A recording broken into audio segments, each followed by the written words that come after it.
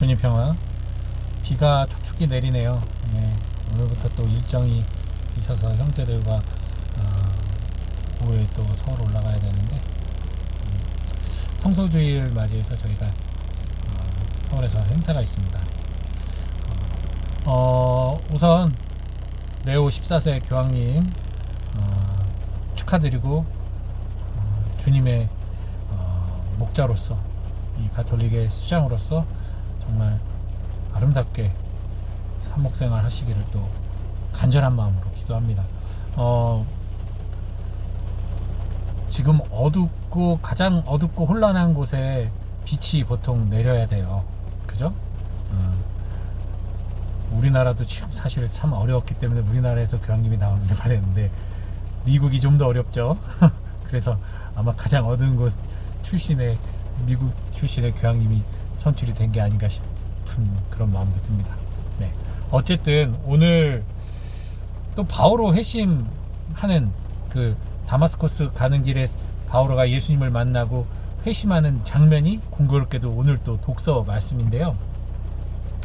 전 거기서 바오로가 그 3일간 머물던 시간, 눈이 멀고 3일간 머물던 시간에 그 주목을 했습니다.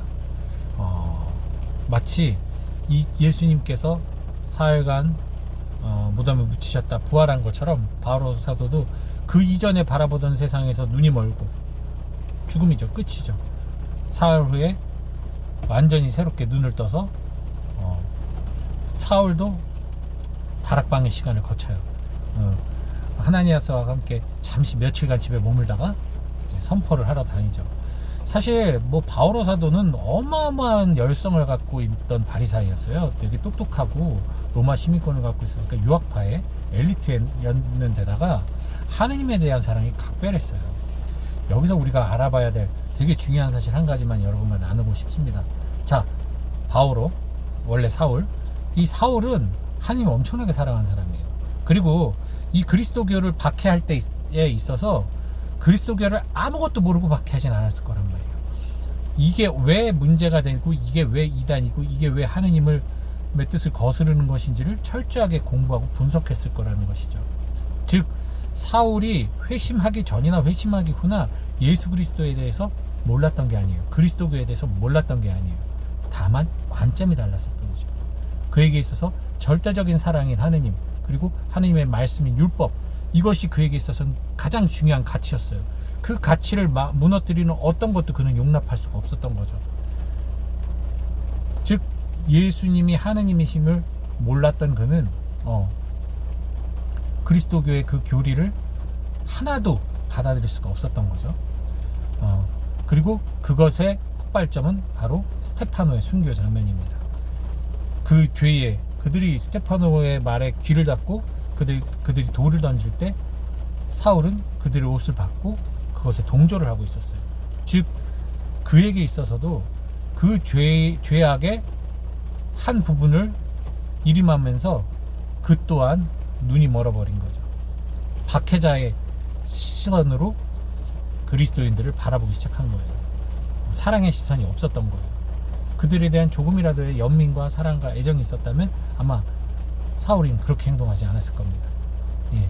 하느님만을 사랑하다 보니까 인간에 대한 사랑이 없어진 거예요. 그런 상황에서 이제 진짜 포악한 마음으로 모든 그리스도인들을 잡아서 가두고 그들을 벌을 주리라 다짐하고 다마스커스로 향하던 길에 예수님을 만난 거죠. 그리고 예수님을 만나고 눈이 멀고 그 3일간 그는 수많은 생각을 했을 거예요. 도대체 이것이 왜 나에게 일어났으며, 도대체 하느님이 나에게 원하는 뜻은 무엇일까? 이게 하느님의 목소리일까? 혹은 사탄의 목소리일까? 얼마나 많은 식별의 시간을 거쳤을까요? 그러면서 그는 그 고통 중에, 그 혼란 중에 자신이 컨트롤할 수 없는 그 상황 속에서 참된 하느님을 만난 겁니다. 이게 되게 중요한 거예요. 우리가 신앙생활하는 게 내가 이성적으로, 내가 합리적으로, 내가 충분히 파악할 수 있고 받아들일 수 있고 여유로운 상황에서 하느님 사랑하는 거 어렵지 않아요. 돈 많은 상황에서 헌금하는 거 어렵지 않아요. 가장 고통스럽고 가장 혼란스럽고 가장 힘든 순간에 그때 내가 과연 하느님께 손을 내밀고 자비를 청할 수 있을지, 그 부분을 봐야 되는 거예요. 그 버림받은 것과 같은 이 세상 속에서 내가 버림받은 것과 같은 그런 상황 속에서 내가 하느님 뜻에 순종할 수 있을지, 그걸 봐야 돼요. 바로 그 혼란 속에서 더 이상 자신의 어떠한 능력과 어떠한 신념으로도 아무것도 해소할 수 없는 그 철저한 고독과 외로움과 눈가림 속에서 그는 예수 그리스도의 말씀에 집중하게 됐고, 그것이 진짜 내가 믿던 하느님의 참된 살아있는 말씀이구나, 죽어있는 율법이 아닌 살아있는 하나님의 말씀이구나 라는 걸 깨닫게 된 거죠. 그리고 나서 그는 제대로 눈이 떠져 부활한 거예요. 예수님의 세례를 그렇게 받은 거예요. 그는 그래서 부활해서 그 이전에 그가 가졌던 모든 것들을 다 내려놓는 작업을 며칠간 하나니아에서 하고 다시 담대히 박해자에서 증거자로 완전히 180도 변해서 선포하게 됩니다.